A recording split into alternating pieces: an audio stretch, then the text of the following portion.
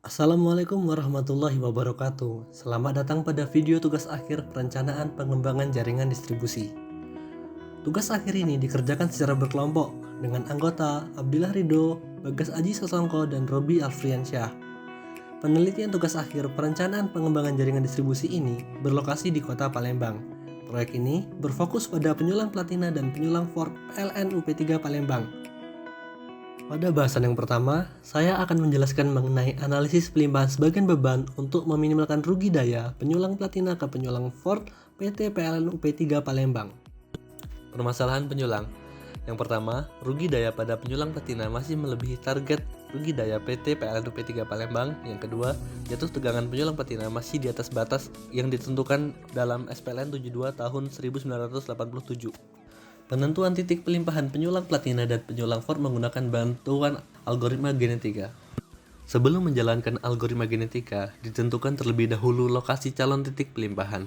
Gambar di samping menunjukkan sepanjang garis kuning adalah calon titik yang akan dipilih untuk melakukan pelimpahan. Penentuan calon titik pelimpahan berdasarkan letak geografis dan jarak terdekat antar penyulang. Selanjutnya, mengisi parameter algoritma genetika berupa ukuran populasi, probabilitas pindah silang, probabilitas mutasi, dan maksimal generasi.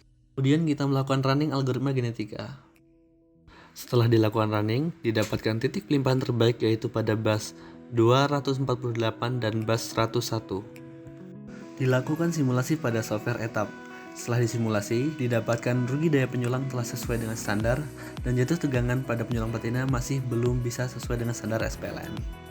Pada bagian kedua, mengenai analisis penambahan recloser guna meminimalkan nilai SAIDI dan SAIFI sebagian beban penyulang platina PT PLN Persero UP3 Palembang akan dibahas oleh Bagas Aji Sasongko. Selanjutnya akan dilakukan analisis penambahan recloser guna meminimalkan SAIDI dan SAIFI penyulang Ford dan sebagian platina dengan software etap. Berdasarkan hasil simulasi didapatkan SAIDI 6,9454 jam per tahun dan SAIFI 2,2756 kali per tahun. Hal ini belum sesuai dengan IEEE 1366/2003 yang menyatakan bahwa SAIDI 2,3 jam per tahun dan SAIFI 1,45 kali per tahun. Serta tidak sesuai dengan Permen ESDM 16 tahun 2020, SAIDI SAIFI diarahkan 1 jam per tahun dan 1 kali per tahun. Maka diperlukan penambahan recloser yang disimulasikan dengan MATLAB dengan metode algoritma genetika. Dengan memasukkan ukuran populasi 100, probabilitas pindah silang 0,8, mutasi 0,1, maks generasi 100, dan jumlah recloser 1, maka didapat letak recloser dan SAIDI SAIFI berikut.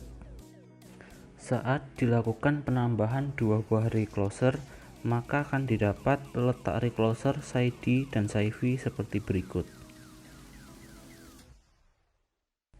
Saat dilakukan penambahan 3 buah recloser, maka didapat letak recloser, SAIDI, dan SAIFI seperti berikut.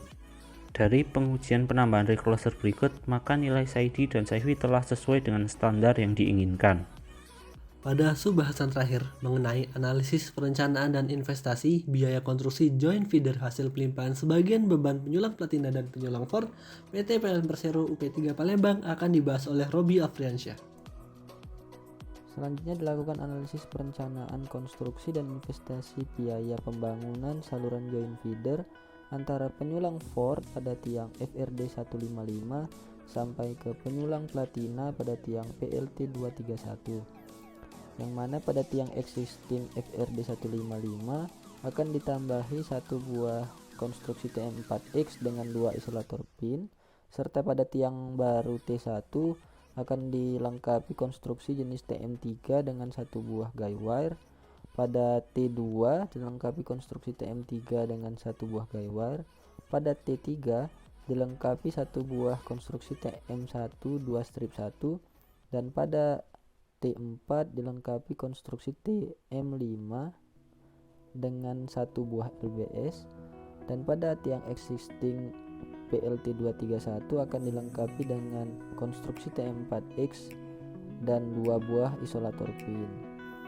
Sehingga setelah dilakukan perhitungan terhadap biaya perencanaan konstruksi tadi yang berupa biaya pengadaan tiang, biaya konstruksi pada tiang, biaya pengadaan penghantar, biaya sertifikasi layak operasi pada saluran udara tegangan menengah, serta biaya pemasangan aksesoris seperti guy wire dan arrester.